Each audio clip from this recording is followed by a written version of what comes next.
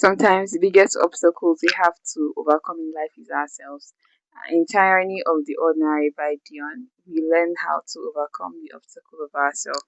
Hi, I'm Roving. Welcome to Roving Through Books, and today I'll be discussing Tyranny of the Ordinary by Dionne Tweneboah. You read some books and it takes you a very long time to go through them. Now, the thing is, personally, I'm not a huge fan of nonfiction. I take them in very small doses, like let's say once in 2 years or once in 3 years, because in as much as it is a very much despised genre, I feel like there are some things you learn from nonfiction that is more straightforward than learning it in fiction. So in as much as I think nonfiction is important, I don't really find it easy to read, so I don't read it all the time because I know I don't enjoy it, and my I emphasize enjoying what you read. So I'm not a huge fan of nonfiction, but I understand the necessity. Now, this book it make me go personally a little bit.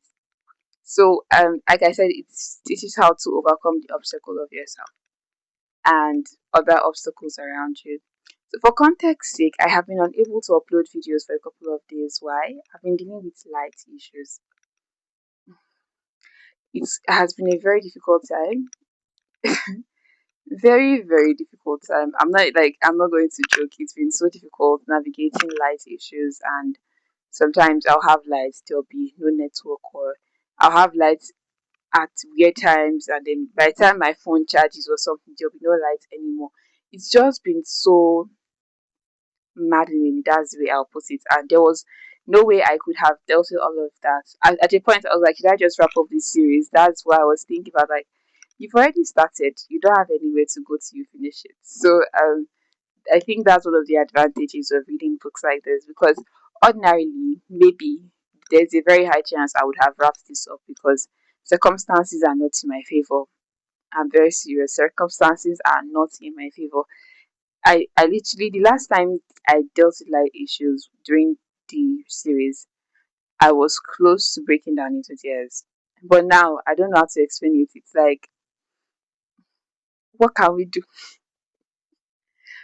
I don't know how to explain how bad light is. Light has been so bad that usually I would read at night, but my phone is dead, so I can't even read. So most of the books I was supposed to review, I've not been able to finish reading them because I did not. My phones were not charged to read.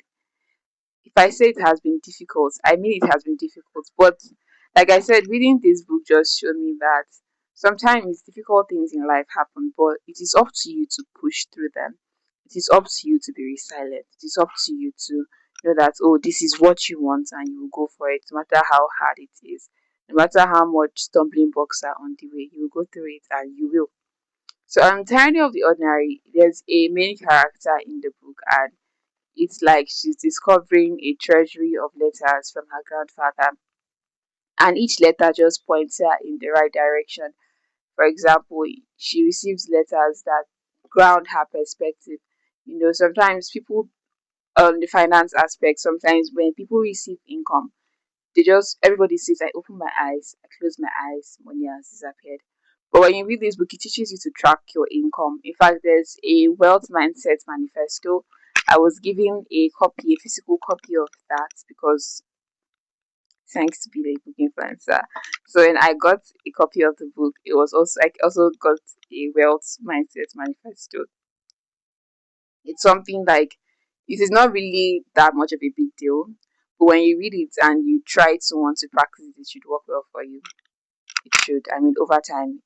And like I said, what this teaches me is that there's something called compounding, where you do something step by step, little by little.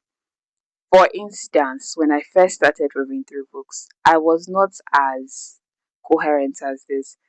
I mean, I can play my videos side by side and I see the difference because I have learned more how to take away filler words.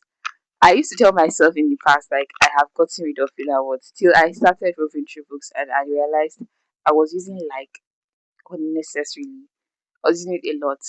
But because I have forced myself to be talking every day consistently, I'm seeing the compound interest. I'm seeing how even when I'm having conversations with myself regarding something, my diction has changed a little bit.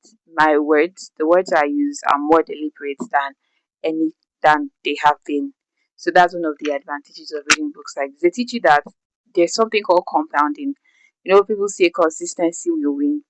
You will almost run mad because, but at the end of the day, if you're doing the right thing, you will win. Now, what winning means now will be different to many people. For example, what winning meant to me at the beginning of the series is different from what meaning means to me now, and that is the meaning I willing to hold on to till we get to the end of this. Like I said, this book just pushes you. I mean, I can imagine I would have wrapped up this series. I'm very serious. I'm not even joking. I would have wrapped it up because it's so hard. It has been such a hard thing. And the reason why I really wanted to do this, one of the reasons why is because I wanted to have a catalog of videos where I have been talking about books, and I did not have that. And I needed to have a certain number by a certain time. And the only way to ensure that that happened was by doing this. So once I'm able to tick off those numbers, I know that I am done and I'll be so happy with myself. Like it's a job well done. So Tyranny of the Ordinary, it takes you there. There's some stories in it. Like I said, there's the main character, so she's telling you, this is what happens to me, and this is like how she's navigating the situation. So there are some stories, but other parts of it are like reading a normal non-fiction book, right? So you have to be patient with it. It took me a long time to go through this book. It took me a very long time. Sorry, I was showing the back. It took me a very long time to go through this book, but it was worth it. It's a very worthwhile read. And one of the things is that it teaches you how to silence your self doubt. So you think, oh, you cannot do certain things. Why do you think you cannot do that thing? Why are you thinking that way? Why do you think you are born to be in a particular position? It challenges you. It just makes you think outside the box and let you know that you are made for more and you can strive to be more. Now, I really like the title, Tyranny of the Ordinary, because it means that being an ordinary person is something that is very difficult to come out of. So it's you're being under a tyranny. And we know how tyrannical governments are. So when you're under the tyranny, it is hard to leave it. Like it's so hard to come out of a tyrannical government. But Dionne shows us how to escape this tyrannical government of ourselves when we're under the ordinary government. And that's all for me for Tyranny of the Ordinary by Dionne. And I really hope when you get to read this book, you realize what a gem it is. And if you're trying to read nonfiction, well, maybe you can start with it. It will be a very long book. You may even be able to read it over the course of a year. Take it bit by bit, maybe 5 minutes every day, 10 minutes every day. But you definitely get somewhere and you'll love it. And that's all for me. Bye.